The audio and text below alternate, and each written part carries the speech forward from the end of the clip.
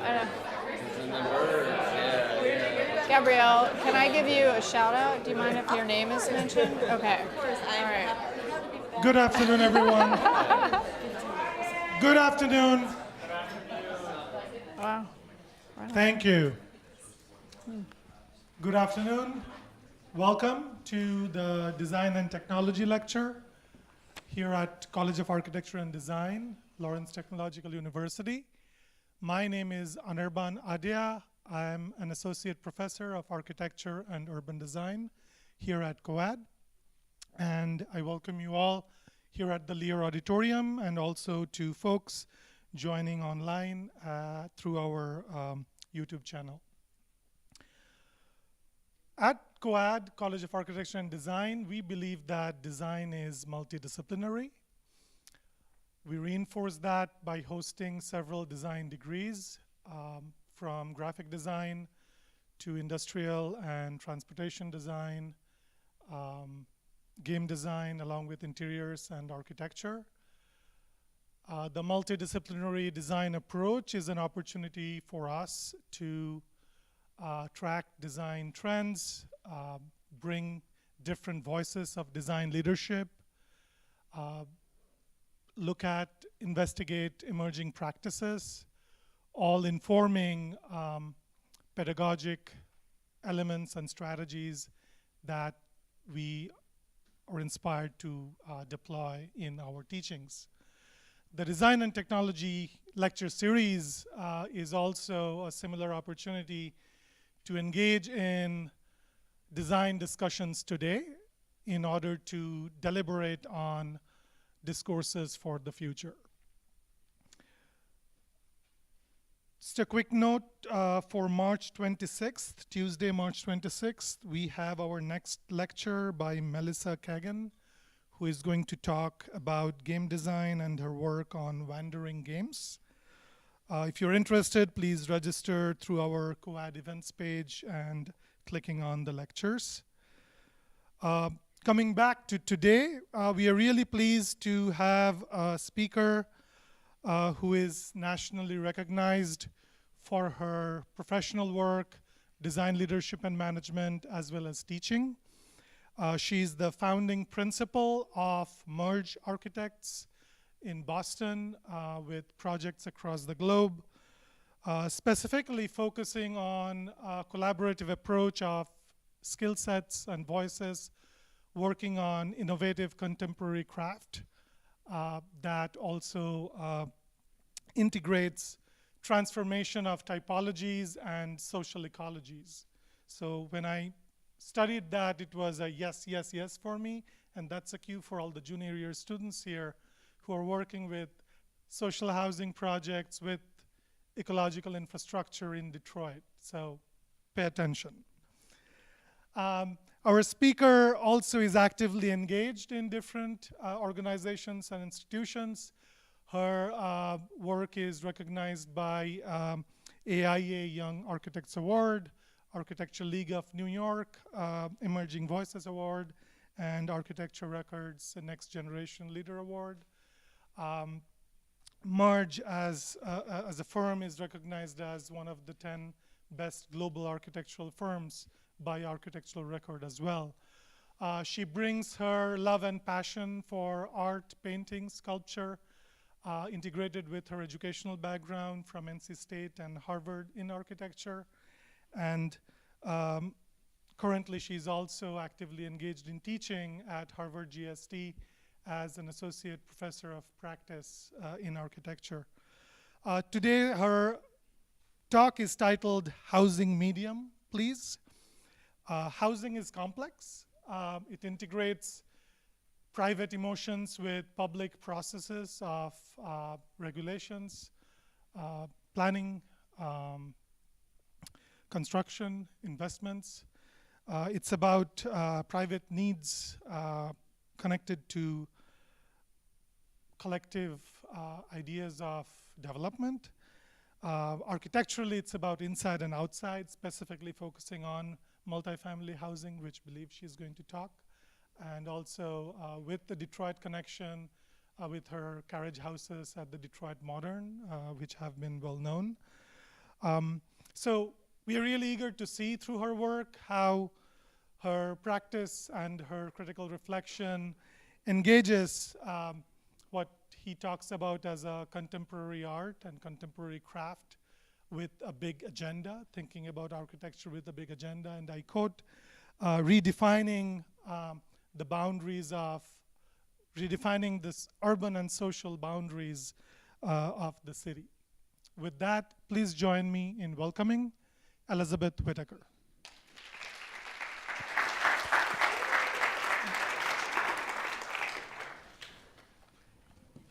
Hey guys, let me see if I can do this. Yes. All right. Hi. I was going to say good evening, but you guys do lectures early here. Good afternoon. Thanks for coming. It's great to be here. I haven't, I think I spoke here like 7 years ago, so it's been a while, and it's right when we at Merge started working in Detroit, which was fantastic, and it was sort of at the early years of redevelopment and revitalization. So it's taken us that long to get one of our projects built. But we have 2 more under construction, so I'm going to talk about them today. And I just want to give a little shout out to we're going to talk about a couple of projects that we're working on with Bedrock. I don't know if you all know Bedrock, but you should. They're amazing, completely transforming the city. And we have been working with them for years. And like I said, we have 2 projects right now under construction. And Gabrielle Lewis right here, who is a grad of COAD. Yeah? I'm not going to ask when.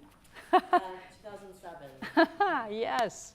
Who's an amazing leader of the project on the Bedrock side, project manager. Chris Johnson from Merge is basically in charge of our office here. We have a small office here in Detroit, and running our Detroit projects. And Chelsea, a friend. I can't remember your last name, but you're awesome. Okay, so I'm going to jump in because I have a lot, and I know we don't want to stay, too late. So housing, medium, please. So I titled it this because, yes, I'm going to talk about housing. We do a lot of other things too. I would say at any given time, 50% of our practice is housing, and the other 50% is everything else. And I'll touch on that really briefly, but just to kind of lay the framework about how we think at Merge. And I also think medium is the scale. There's a lot of missing middle symposia. I've been on a couple, articles, essays, discussion, discourse. We need more housing in the US. The medium scale is something that has been lacking, and we do a lot of it. And I love it because it's needed, because it's usually a site that is doable in terms of private development and smaller developers, sometimes bigger. And it's a great opportunity for architects to experiment with unit types, materials, cladding, and a way to kind of address the vernacular, which I'll describe a little bit more about. Okay, so we're in the Seaport in Boston, as mentioned, in a really vibrant, growing neighborhood that barely existed 15 years ago. And so it has a lot of the, I don't know, I think it has a lot of energy of Detroit, although Detroit is much larger in its revitalization. Like I said, we have been doing all kinds of projects, from university work, academic learning spaces. We do a ton of interiors, which are really fun for our practice because we're very much interested in doing inventive things with ordinary economical materials and components. We do a lot of workspace. We've been a design architect for Google for the last 7 years. We do retail. We do small projects. We do much bigger projects. And we do buildings. And so I'm showing you this just to give you an idea about the breadth of work we do. We're not just doing housing, but all of our projects and program types are touching on ideas about social ecologies, whether it's working, collab, weird, during COVID, post-COVID, wherever we are now, COVID, and ways in which people interact. And housing is such a hot button for that. So housing. So I'm going to talk about it under the lens of type, context, and craft. These are things that we talk a lot about in the practice and things I think a lot about and talk a lot about with my teaching. I've been teaching at the GSD about 14 years, and I would say like the last 6 or 7, just the housing core 4 studios. So I've been deep in. I'm going to dive a little deeper into a handful of projects with some interludes. But first, let's talk about type. So I had to do a presentation at Harvard recently, and it was asked to put a couple of colleagues together and each of us to kind of claim our position, mine in relation to housing. And I have been teaching housing and talking about the precedents in the canon for many years now. And I will tell you that this project, NARCOMFIN, and I don't know if you guys know it, you should, is brilliant. It didn't really get me until about 15 years ago when I started to pay attention to housing. And it is kind of fascinating. It's in Moscow, Russia in the 1930s, Soviet Union, post-socialists coming into communism. And so I think housing often, especially in the canon, appears a bit dry. Dare I say even a little ugly, depending on the year that the photos were taken. It's now been restored, but this project is so smart in the way that it thinks about dimension of corridor as a social space, as a place for kids to play. Ideas about the section and the way the units stack, and the brilliance of the efficiency of only having 2 corridors in a 6-story building, which is something I'm sure you're being taught in your housing studio is important, which is, it's got to be efficient, it's housing, right? And so you want more living space and less common space, usually. There's a whole social kind of co-housing element to this project, which I won't get into too much tonight. But just looking at ideas about like walking off of maybe the sole, or there are only 2 common corridors, and you got to stair up a door that goes up and a door that goes down, and the way that these units stack and take advantage of that section.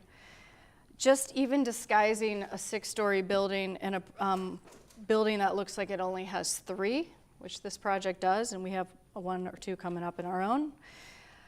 These are the things that we nerd out on at Merge, and you'll see starts to show up this kind of thinking in our work and the way we think of typology. And of course, all these quirky things can create the most inventive kind of spatial types. These are not big units, they're tiny, but they're kind of voluminous and exciting because of the sectional variation. Unité, Corb, of course, on the maisonette. These are floor-through unit types, how that plays out in the detail of the facade. And then jumping forward, 50 years to MVRDV's, Whittaker and Amsterdam project, which is thinking about the kind of scalar jump from the micro to the macro, the little balcony, the balcony becoming a cantilever box, which is actually a unit off of a kind of classic bar building. And then the life that kind of plays out in these, light, bright cantilever balconies with pops of color, of course, because it's Dutch. Which leads me into craft. So craft, we talk a lot about assembly. Everybody assembles, architects assemble, every building is an assembly, every space is an assembly, everything we make is some kind of assembly.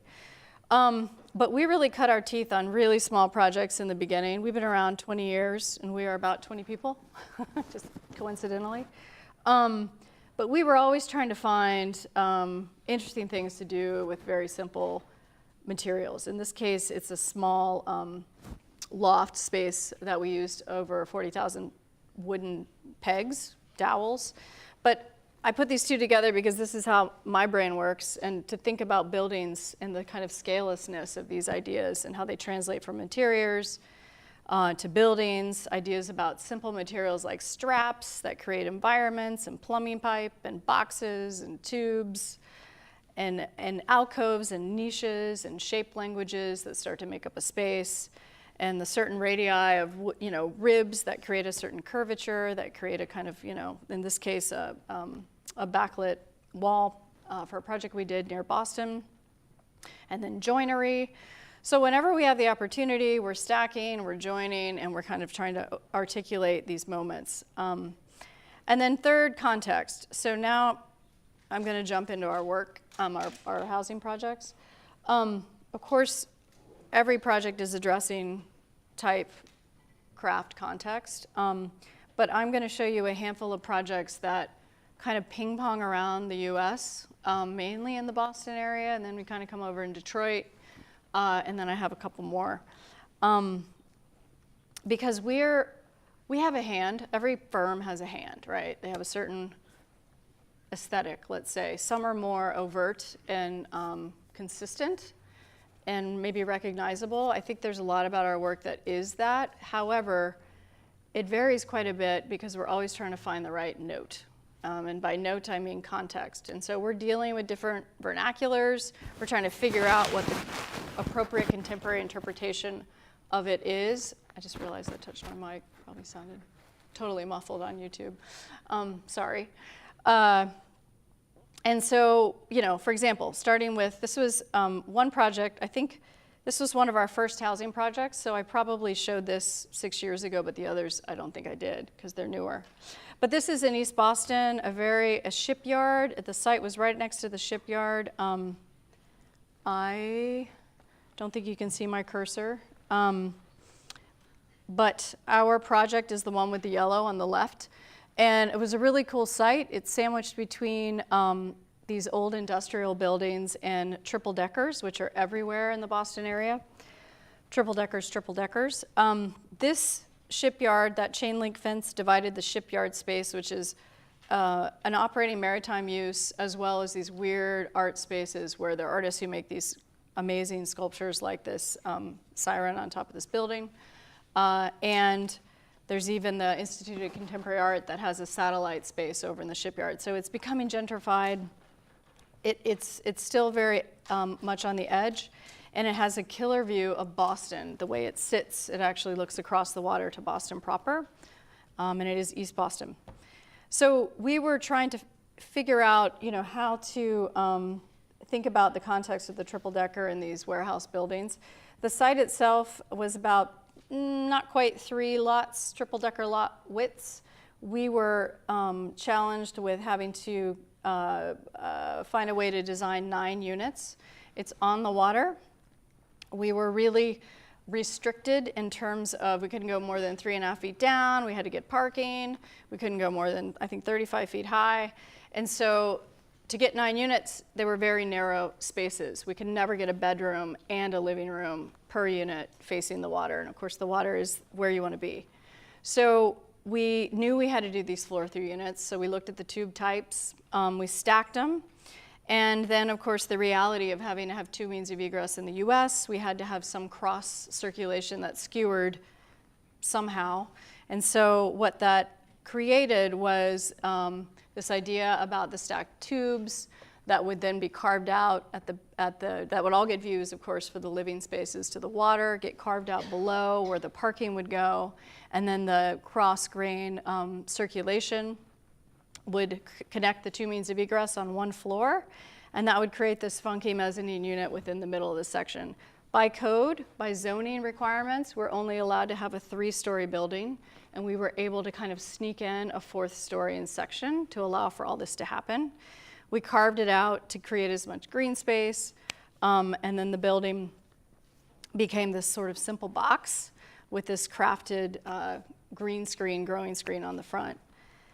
And so that kind of problem or challenge, which you're going to have on any project, but especially housing, and especially in a city, which Boston very much is, that is strict with zoning, you're going to have to find ways around it. And so just quickly in plan, the parking, the 2nd level that had the point load, and then the 3rd level, which we call the 2.5 level in our drawing set, because can't have 4 levels, was the cross connection for the circulation.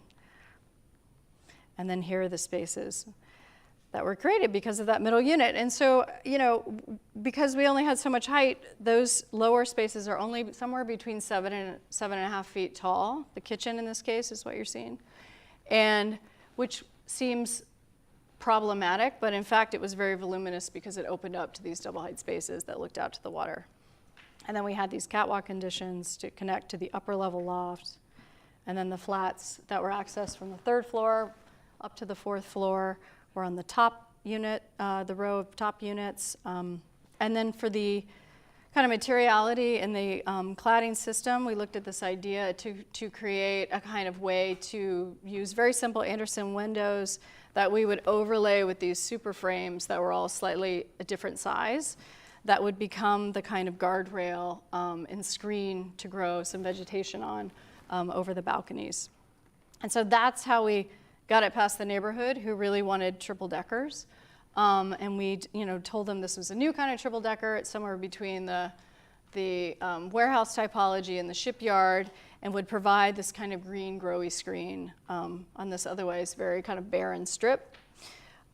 We found an amazing guy who sewed on this metal mesh to these triangular gusset plates to create this kind of figural funnel shape when it became greened.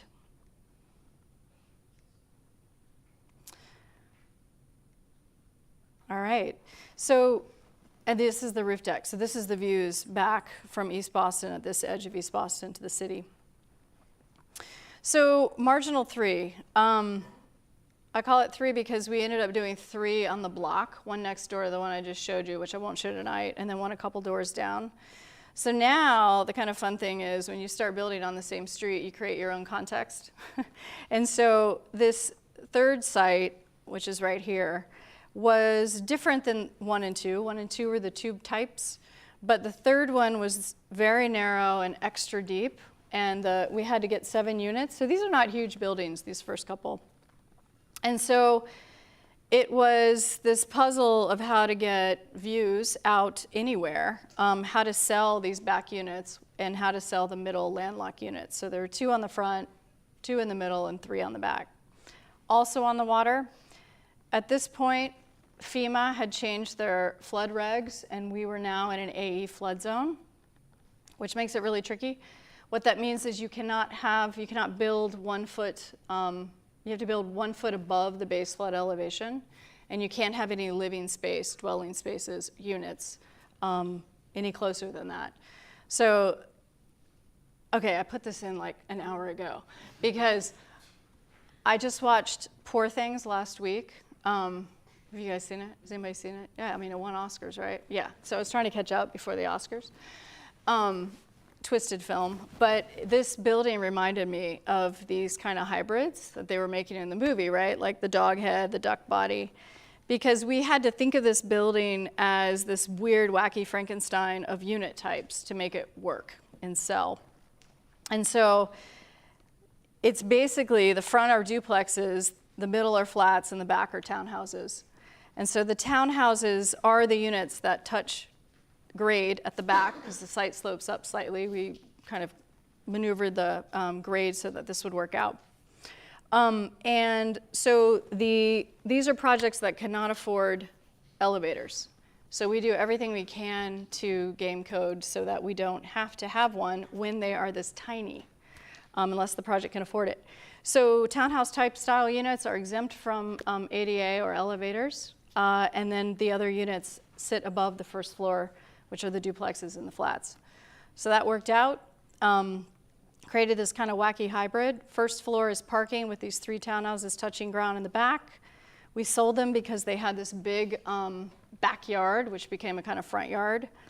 And then the duplexes on the front, which are side by side, and then the flats in the middle, which are the smaller units. And so it was tricky because we had to get those landlocked units in the middle to have light and air out to the water. So there's this kind of scalloping figure that makes sense of the trapezoidal site shape and provides this opportunity to carve out those spaces in the middle, which you can see kind of scalloping back on the right. I always like to show this because all my students, and I know you guys do too, when you glue your models together, you like them to kiss like this, but I bet your instructors say in real construction that's really inefficient because it's redundant. You have to build a ceiling joist system and then a floor joist system on top of it to actually get that scissor detail in reality.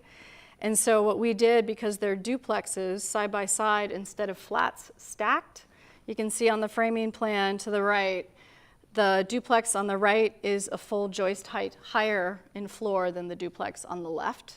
So we were able to pull off that detail in the field. And no one's the wiser who lives there because they don't actually ever see the level change because they're 2 different units. So this is the landlocked unit. We created these recesses and carve-outs of these curves scallops that would then provide this view back to the water from those middle units.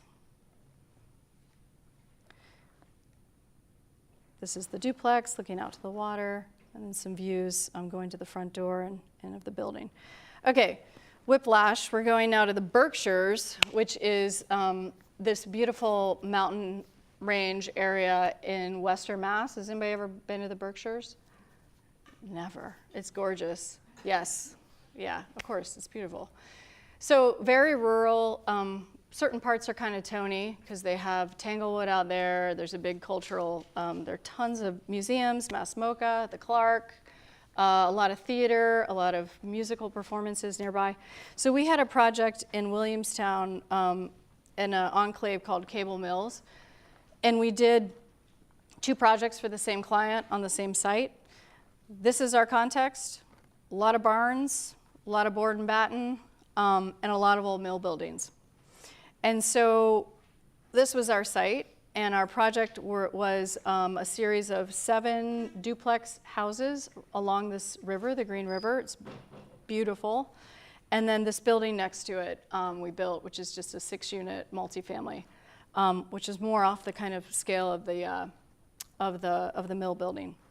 So I'm going to just look at both of them really fast and just show you how we were thinking through this kind of idea about the clapboard, the board and batten, how we thought about that as a wrap for the duplexes, and really trying to start to think about how to carve into this homes, right? 2-bedroom, 3-bedroom, side by side, to create these courtyards, literally a courtyard within. We've done a few projects like this.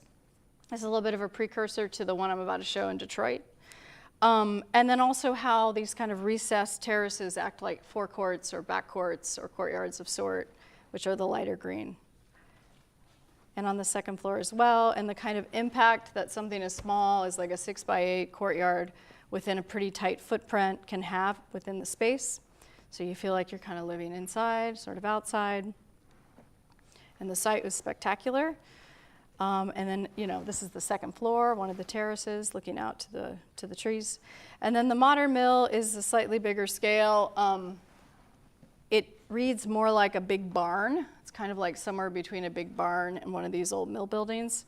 And we were kind of trying to think about scaling the idea of the vertical from the river house of the cladding into a detail and a language that would wrap the barn. It's going to go back, as these vertical fins that are both giving the rhythm of the windows, which are reminiscent of the scale of the windows on the old mill buildings next door, as well as creating these kind of custom recessed downspouts, and then bigger carves, of course, for these color carves for the balconies. And then you can see it in context with the mill building along the river. Very simple type. This is just a point load, 3 flats per unit. Per floor, and then some views inside. All right, Detroit. So it took us 6 years to build this. It was finally finished last year, early last year, I think, maybe even a little bit before. And so we were lucky enough to be approached by Bedrock back in maybe 2015, 2016. And this is what Brush Park City Modern used to look like, which still looks like a lot of Detroit. It's very pastoral, empty, neglected, kind of wasteland with these gorgeous, also often neglected, most often, mansions. And so Bedrock did this cool thing, I'm sure you guys have read about it, where they reached out to a bunch of architects and they wanted to build the neighborhood over a series of years, kind of overnight in the scheme of things, but it took a while. And they wanted an East Coast to West Coast, a Midwest and a local architect, and a preservationist historic architect, Christian Hertian, who did the Ramsey Gillis House and a few other projects. So it was this amazing collection of voices. Other than the restoration of these mansions, we were all coming with our contemporary architecture hats on and trying to figure out what made sense here. This is the Ramsey Gillis House on the left before all this construction began, and of course there it is on the right today. And so we were looking at the details of that project, trying to figure out how to pull in the narrative that seemed right for our project, which are these carriage homes. our project was somewhere between the carriage house, which are these historically houses behind a house that would have a carriage, and then it became somebody's garage, and they would often have an apartment above, and the townhouse type, which of course is just narrow and deep and tall floor plates. And so our sites sit within these very deep blocks. These are really deep blocks here. And so what happened was Bedrock worked with Hamilton Anderson, site planning, landscape, and created this idea about, of course, ringing and holding the urban edge, creating the new urban edge that was then gone, along Edmund, Brush, Alfred, John R. Street, and of course it's flared out from there since then. And then building a new kind of alley in the middle of the block, which is in fact kind of historically where a carriage house might be. And then creating this kind of new, it's not a private drive. I don't think it's a private drive. Is it a private drive? It is a private drive. Yeah, okay, it's private. But it is everybody who lives there's front door, right? So trying to figure out what that space is between the carriage homes, which are of course in orange. Here's a really great axon showing all the things that happened. Lorcan O'Hurley from LA did the big apartment buildings on the corners. Hamilton Anderson had a few buildings. Studio Dwell out of Chicago. Who am I leaving out? Okay.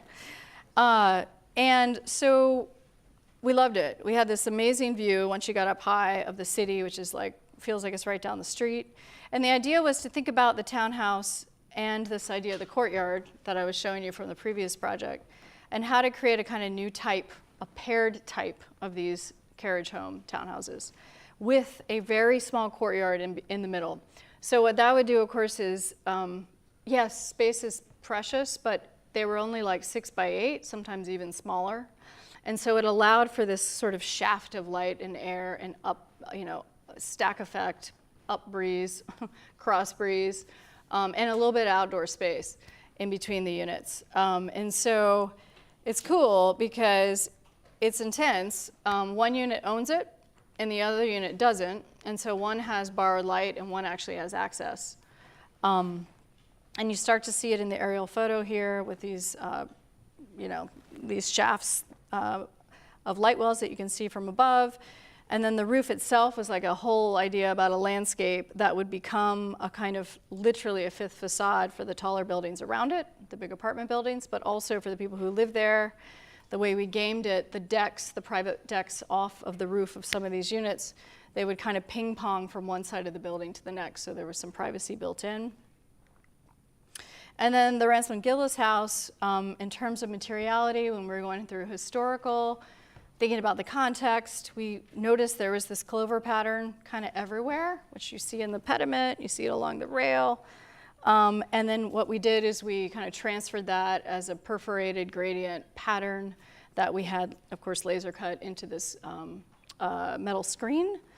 That became part of this ephemeral kind of diaphanous effect of the cladding. So it became the guardrail for the balconies, as well as kind of ghosting over some of the cladding like a rain screen and some of the double height spaces. We used brick at the base, kind of reminiscent of that datum of the carriage homes, with the wood and the metal above. And just some views inside. So this is normally where it would be really dark. This is the middle of those deep floor plates with these shafts of light for the courtyard. So either the stair was running perpendicular or parallel, depending on the unit type. And again, it's tight, but it's pretty awesome. And really provides a kind of private nook within this pretty busy block of housing and traffic and pedestrian traffic and vehicular traffic. A view out one of the units, looking down the alley. Okay, Condor Street. So back to Boston. This is a project that we finished recently on the other side of East Boston, and actually an even more industrial edge of Eastie, right on the water, but an industrial kind of maritime use, not a view of the city edge of the water, which is very different from the one I showed you before. And so this is a new street that is populated with buildings like this, which are kind of like mechanic shops and old warehouses, as well as triple deckers. So there's a lot of promise. There are developers buying up single, double lots and building bigger projects on them, but not like 40 units. They're going from triple deckers and buying 2 triple decker sites. Instead of doing 6 units, maybe they're doing 15. So we had this corner site right here, which is, oh good, you can see my cursor, which is right here. And, you know, is weird. It's really weird over there. They're not really triple deckers, they're double deckers. There are a lot of 2 stories, some 3 stories. A lot of this kind of half hex balcony and bay, that's part of the vernacular. And then what you're seeing here, this 2-tone brick and white building was our site, the building that was taken down, where we built our new project. And so we were, you know, you never want to be too literal, but we were trying to figure out like what is the right materiality, what is the right scale. We were told we had to do, I think, 9 units in this one again. The scale of window. And then this one was, you know, less puzzly, less interesting in section, admittedly. But sometimes all you got is a single loaded flats. And so we were trying to, of course, be as efficient as possible with the circulation. But looking at an idea about how to kind of translate that bay, the hex bay, which is always an outie, thinking about how to do it more as a recess with, instead of course, the hexagonal shape or the half hex, thinking about it as a series of fillets, as recesses, as angles, which would create a different kind of division of space within, right, from the interior, but also figuratively relates to the bay window in a very different way on the exterior. And so this is what we did, which is kind of reading like this supersized triple decker, because we articulated the datum of each floor. You can see it with a kind of a light shadow line to reinforce this idea of the 3-story hovering over this plinth and podium. We learned, which really is pretty obvious, that corrugated metal on the vertical can curve. So we were able to make these forms, and the one I showed you before, Marginal 3, and the Condor project with some very modest construction crews, let's say. Gabrielle.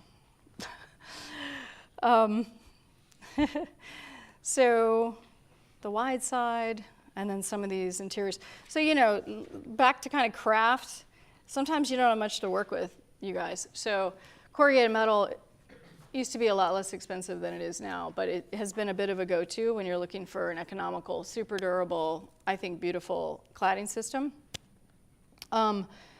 But, you know, trying to think about the nuances of the vertical grain and the dimension of the corrugation, which we obsess over, as well as then how it relates to the dimension of the verticals of the guardrails.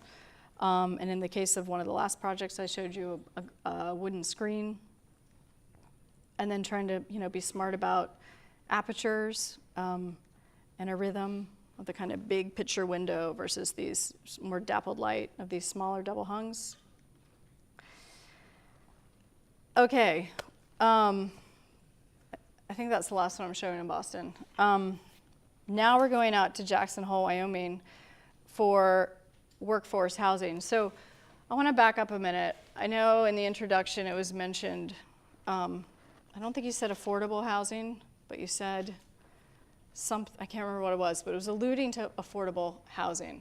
So we, ironically, build these projects for less money per foot than affordable housing costs.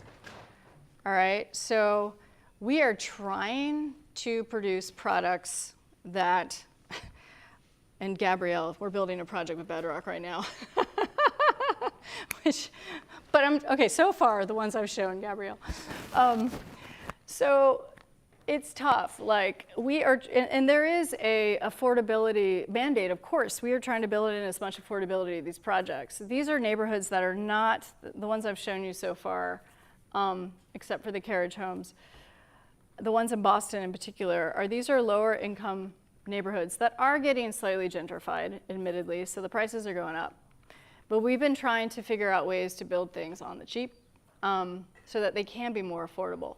But affordable housing, like with HUD and LIHTC and so on, that's a different kind of project that actually, oddly, costs more to build per foot, even though there are lots of subsidies. So that's like a whole complicated pro forma. But I just want to be clear about that. This project, which is called Workforce Housing in Jackson Hole, is not a classic affordable housing project. It is workforce, which is supposed to be at a price point that is hovering well under market rate. And it is, it worked.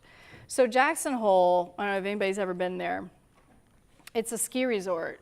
And it looks really unassuming, but there are $30, $40 million homes everywhere. And the problem is the people who are actually working there don't have anywhere to live. So the developer we worked with wanted to build 20 units for that demographic and need. And I really feel like we could have built 300 more and they'd all be filled tomorrow.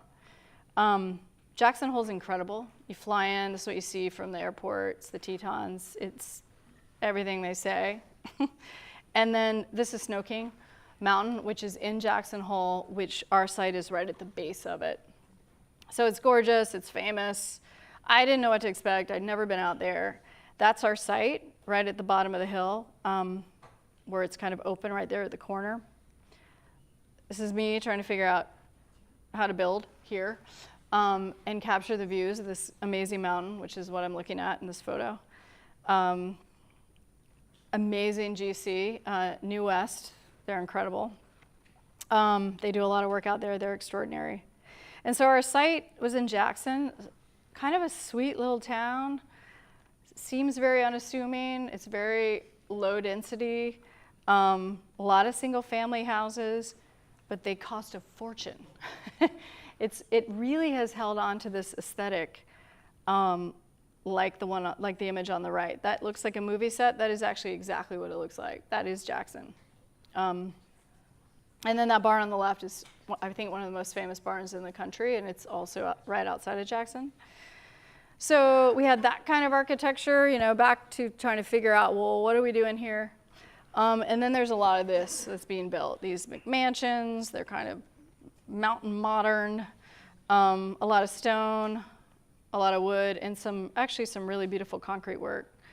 So the site, it looks like we had all this elbow room, but we built out every inch we were allowed to build per the zoning regulations. That's a whole other lecture. This project was tough. It took me 2 years to get it through approvals.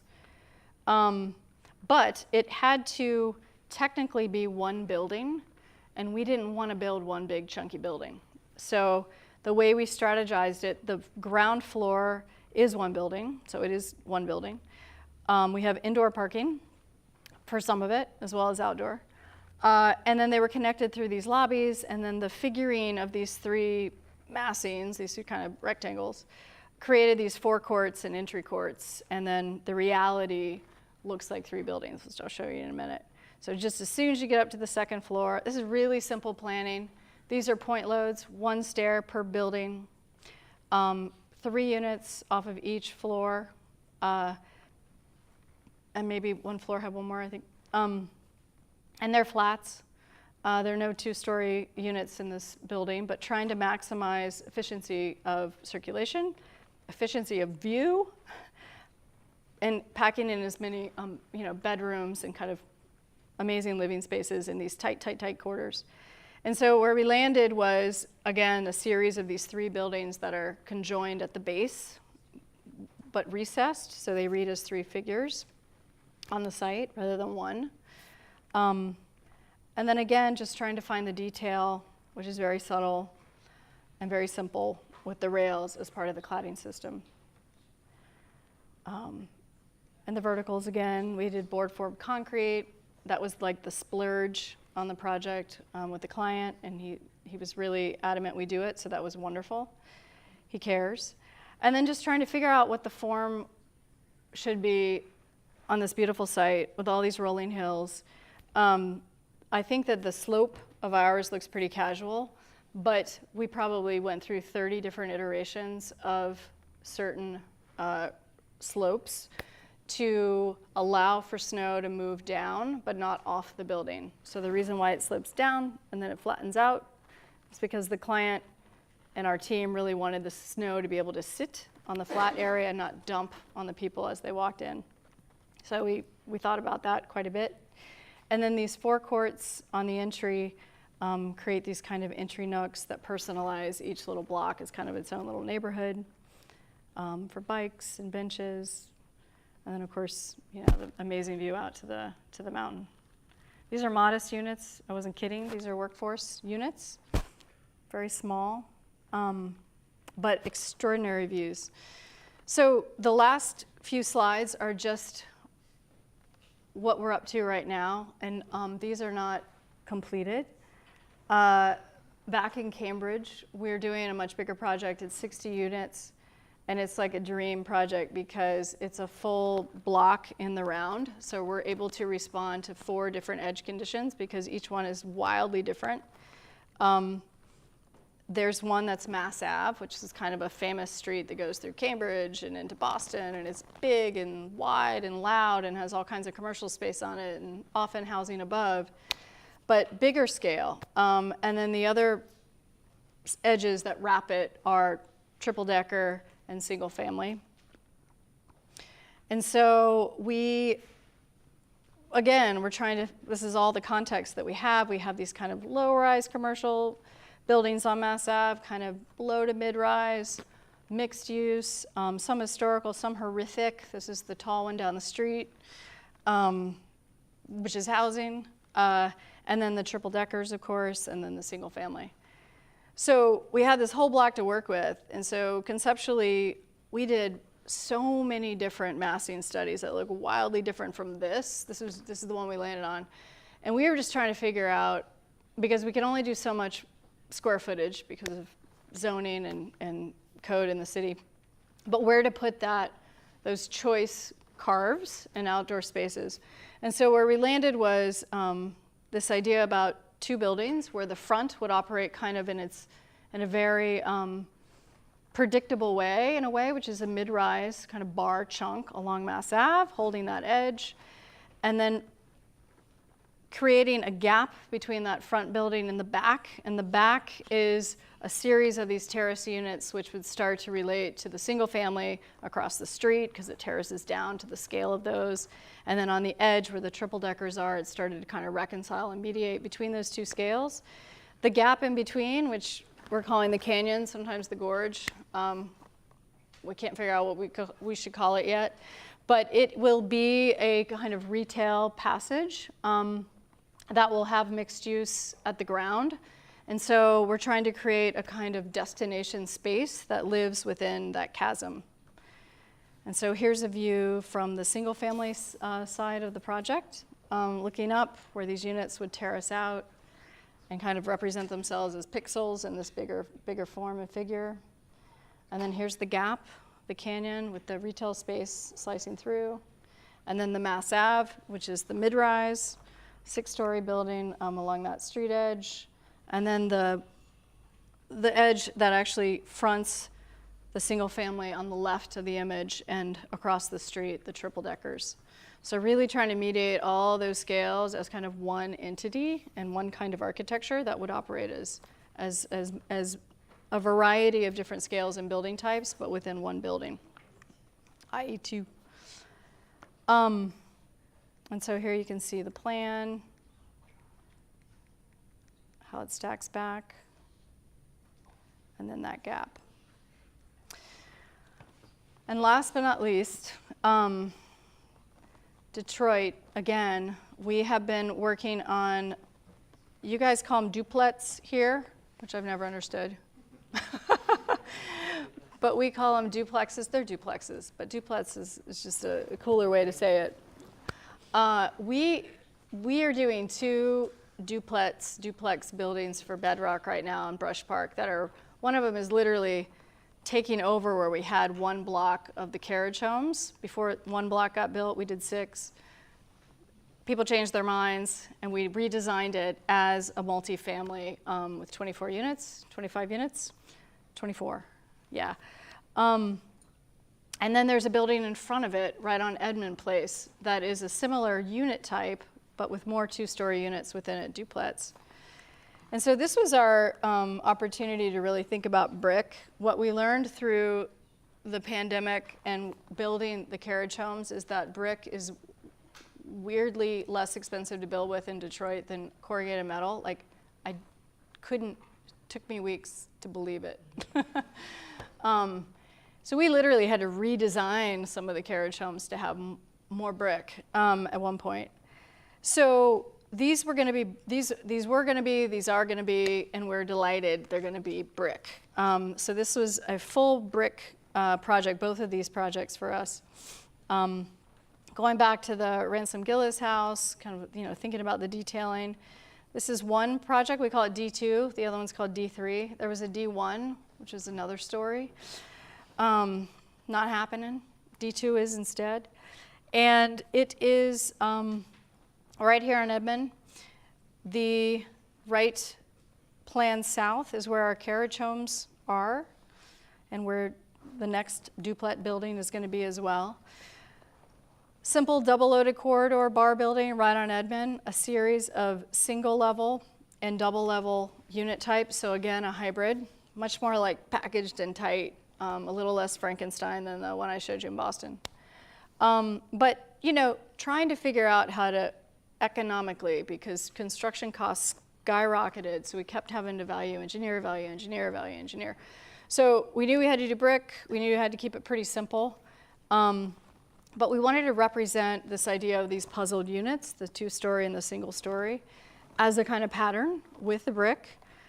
So we obsessed over, of course, as one does, different patterns of brick and how to represent shadow line and some of these spaces behind, as well as a kind of rhythm of color and figure and these puzzly shapes, both in form and also in graphic, along the facade. It's under construction. It's going to happen, right? It's happening. And then the D3, which is where one of the blocks of the carriage homes were going to be, is now going to be D3, which is another series of single-story and two-story units. So this one was really cool because all of a sudden we had in section the D2, the one I just showed you, the 4-story, 2/2. And then in the middle, which is the D3 building I'm about to talk about, flanked by the carriage homes, which is the one on the far right.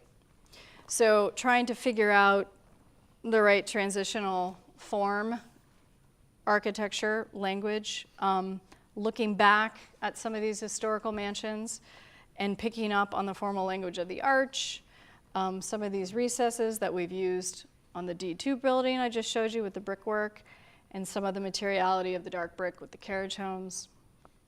Yeah, and so it was another super efficient section that only has one corridor, which this is the ground floor. All the units on the ground floor are accessed off the street, which is great. Everybody wants a stoop or a front door in the street.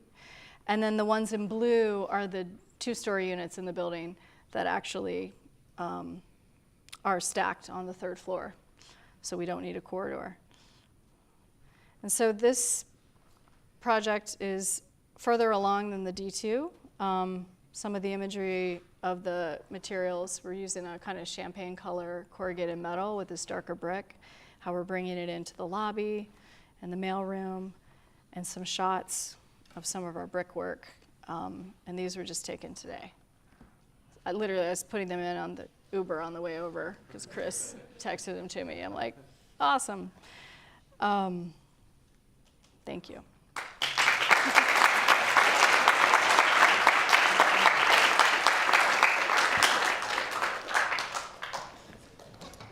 Thank you very much for sharing your work and sharing with us. We have some time to take some questions in-house here, as well as we are coordinating with some questions for the YouTube audience. So we need to speak in the mic so that everybody can hear. Hi.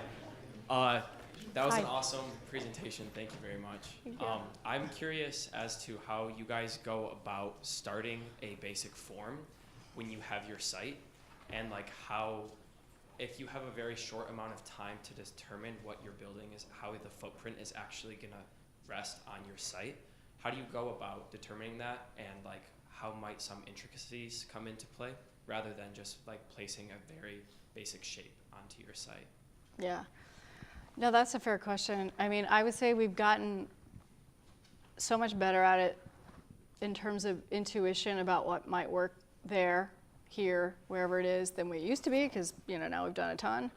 But so many of these sites, in terms of the footprint, like you will never have a housing project. Well, maybe never say never.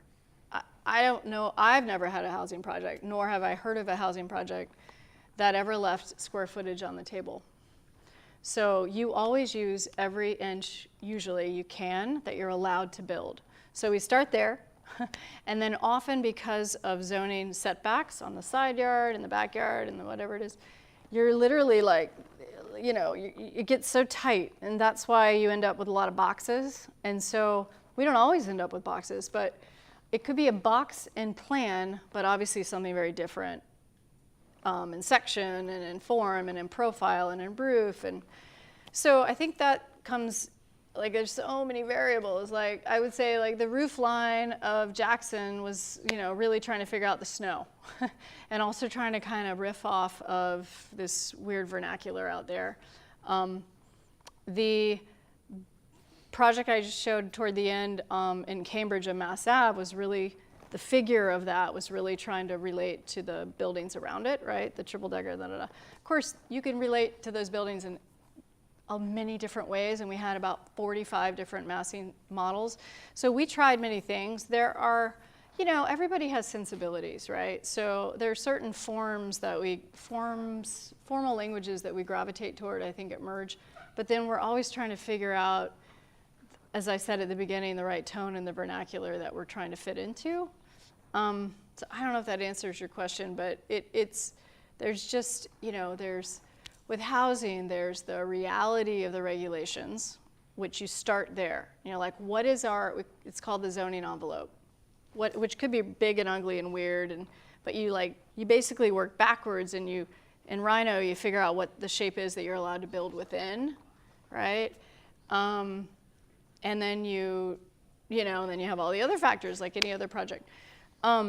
There are projects where you get incentives where, like at this project, which I really didn't talk about, the one on the right, Mass Ave, that there is a portion of, and this is really interesting, the front portion we're allowed to go much higher than we are on the back. We negotiated with the neighborhood 50 feet off of their sidewalk, we could go up 35 feet, So a lot of the things I showed you weren't just about, single family, triple decker, but literal dimensions that we had to negotiate with the neighborhood to get them to approve it. We've never done an as-of-right housing project because Boston, for example, is so hard with zoning. Nothing is a feasible, viable, developable project without zoning variances. And so what that means is you have to go through all these city and neighborhood approval processes, which means you're in front of these committees. You're in front of these people for months, sometimes years. And the people who don't want it are the people who come. Because the people who do want it, they're like, fine, they're just gonna stay and watch a movie. So it's usually very challenging to get anything approved that has any kind of density, which is a problem because we have such a problem with inventory. So figuring out what the right, not just tone, but the right narrative in earnest, it should be for the project. So that there's like all this, so all that affects it. Yeah.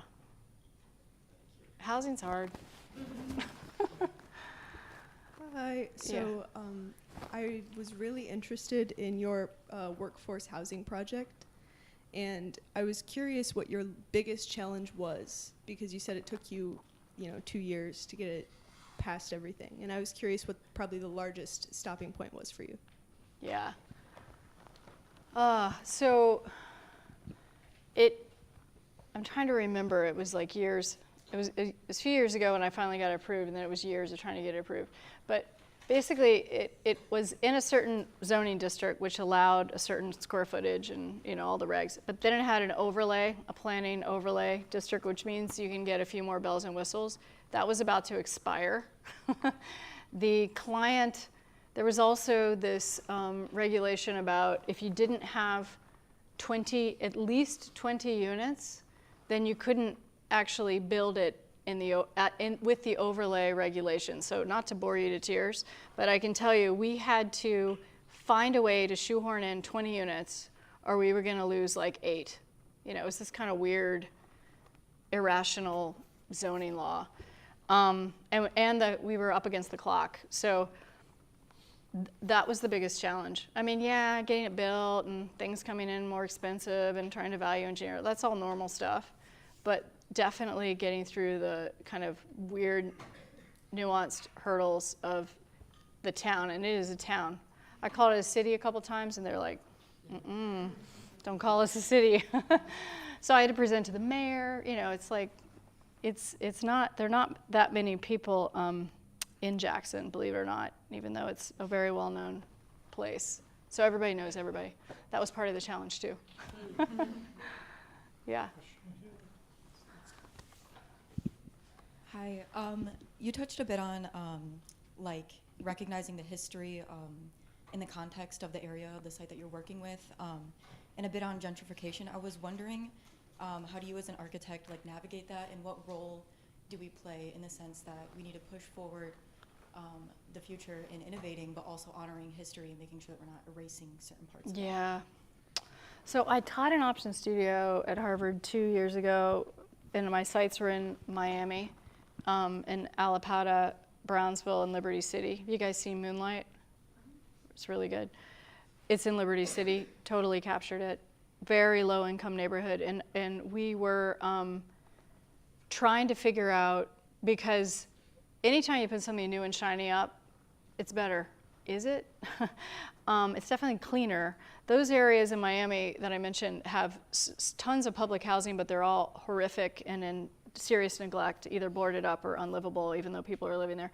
So we were, and it's this rich culture there, like Hispanic, Black communities that have been there for 100 years, and it has so much amazing street life and communal life.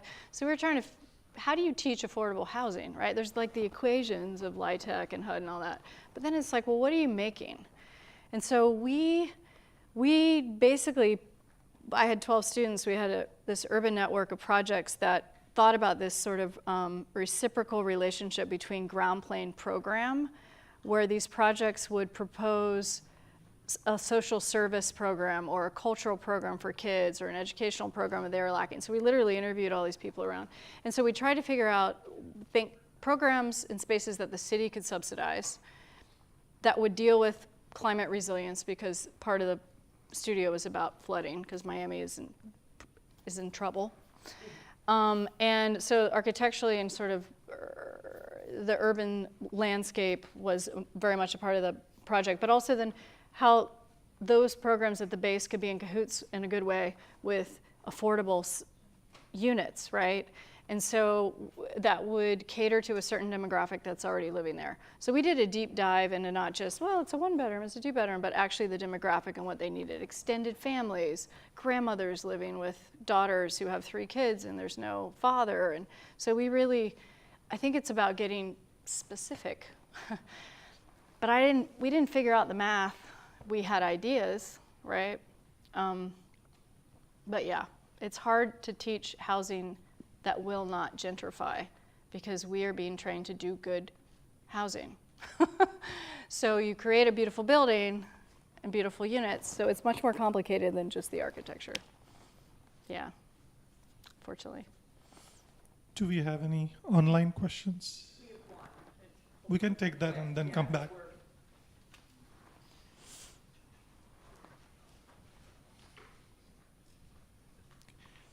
So there's a question from Celeste Novak.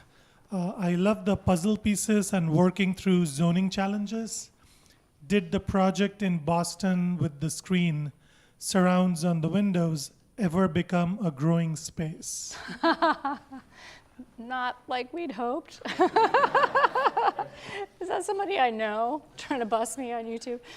Yeah, no, I promise you that was the intent. And it has grown a bit, but you've got to, I mean, they're condos, so it's not a rental. They're people who live there, and they love the building. They're like, they invite me over for cookouts. They're totally happy, but they have not taken the initiative to get those things to grow up past like 6 feet. So, sorry, someday. Question here. Hello, Hi. my name's Sophia. Thank you so much for your amazing lecture. My question is on zoning, and is Boston on this forward end thinking of zoning, kind of how the shift in Detroit with about Brush Park and Eastern Market and the zoning ordinance? Absolutely. Our mayor, our newish mayor, Michelle Wu, is trying to make massive changes. And it's all about housing right now. So it's still complicated, but meaning getting it done fast enough. But there is such an initiative, and there's so much press, and there's so much discourse, and there's so many competitions. And I think the tide is changing.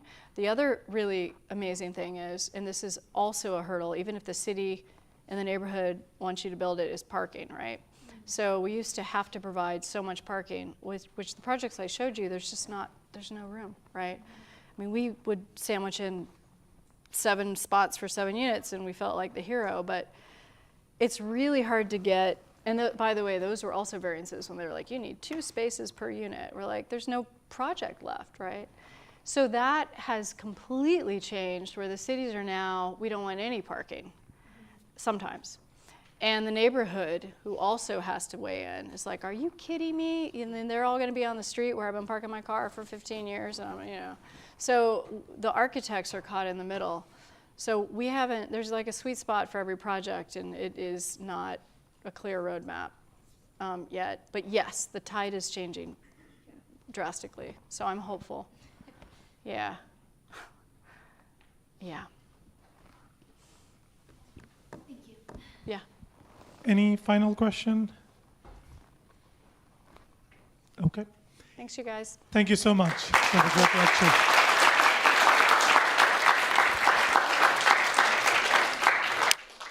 Thank you to the audience for your time. Thanks.